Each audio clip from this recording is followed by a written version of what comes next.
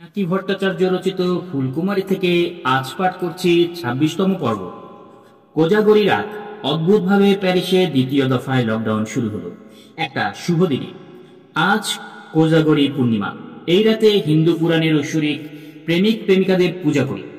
রাধাকৃষ্ণ, শিব পার্বতী, লক্ষ্মীনারায়ণ এবং চন্দ্রদেবীকে ভক্তি ভরে স্মরণ করা হয়। আহা, যদি ফুলকুমারী আজ আমার সঙ্গে থাকতো, এই পূজার রাতকে একসঙ্গে উদযাপন করতাম। কিন্তু একাকিত্ব আর ফুলকুমারীর অনুপস্থিতি আমাকে বেখবর করে দেয়। হাসপাতাল থেকে ফেরার পর অনেক মাস চলে গেছে, একবারের জন্য আসেনি ফুলকুমারী। রাত্রি আলো নিভিয়ে কল্পনা করি আজকের পূর্ণিমার জ্যোৎস্না হয়তো গোটা বাংলাদেশকেই ভিজিয়ে দিয়েছে। কোজাগরি পূর্ণিমার রাতে আকাশ থেকে নেমে আসে পরীরা, মেতে ওঠে জলকেলিতে। এরপরের কিছুদিন ঘরে ঘরে ছোট বড় বিচিত্র রঙের পোকার ঝাঁক ঢুকে পড়ে। আমাদের মতো শিশুদের কাছে এসবই খুশির খবর। দীপাবলির প্রস্তুতি নিয়ে শুরু করি আমরা। ধীরে ধীরে চাঁদ ক্ষয়ে যায়, আমাবস্যার আকর্ষণে ঝুঁকে পড়ে সে। আহা, কি অপূর্ব সেই অন্ধকার! নিঃশব্দ ধ্যানে চাঁদের জ্যোৎস্না গিলে ফেলে এক সমুদ্রপ্রতিম অন্ধকারকে। ভারতীয় প্রাচীন সংস্কৃতি আমাদেরকে উপহার দিয়েছে নানান উৎসব আর পর্ব। দীপাবলির ঠিক আগের মাসে ভূতচন্দ্র চতুর্দশী মৃত পূর্বপুরুষদের জন্য এই উৎসব। বিশ্বাস করা হয় এই দিনেই ১৪ পিঢ়ির পূর্বপুরুষরা তাদের ওয়ারিসদের দেখতে আসেন। তাদের আত্মাকে অভ্যর্থনা জানানোর জন্য জ্বালানো হয় ১৪টা মাটির প্রদীপ, যাদের আলো ছায়া অন্ধকার কোণে কাঁপতে থাকে। বাতাসে ভেসে বেড়ায় ধূপের খুশবু আর প্রদীপের ফিকে হয়ে আসা সুগন্ধ। ১৪ পিঢ়িকে খুশি করার জন্য ১৪ রকমের শাক খাওয়া হয়। আমার মতো শিশুরা দল ধরে আড়া জঙ্গল, আগান বাগান চষে শাক তুলে আনি।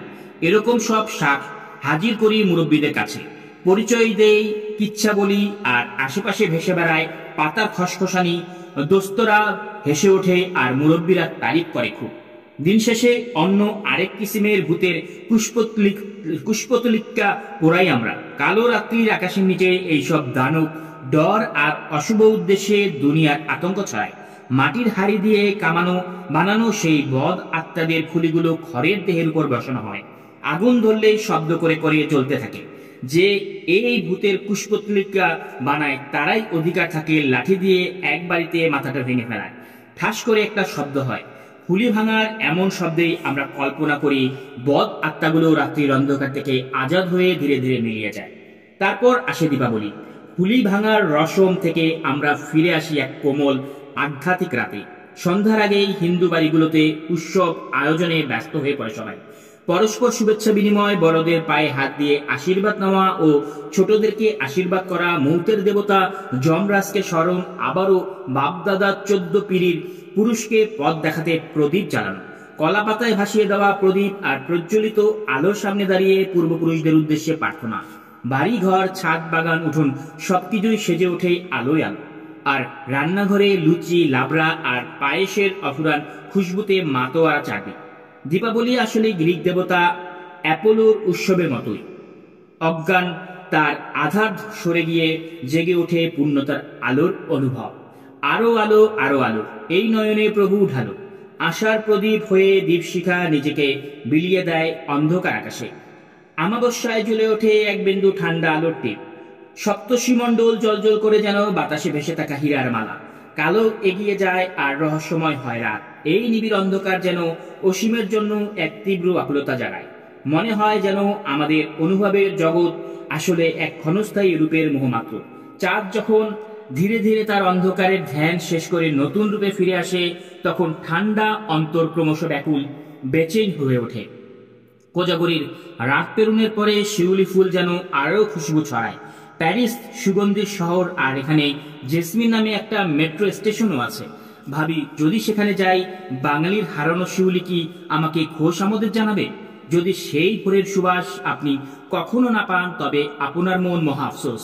হায় রে, আমি আবার এই ফ্ল্যাটেই বন্দী হলাম।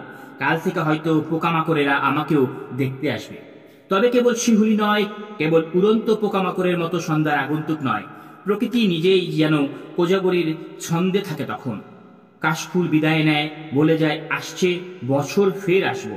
আলো, ভালো থেকো সবাই।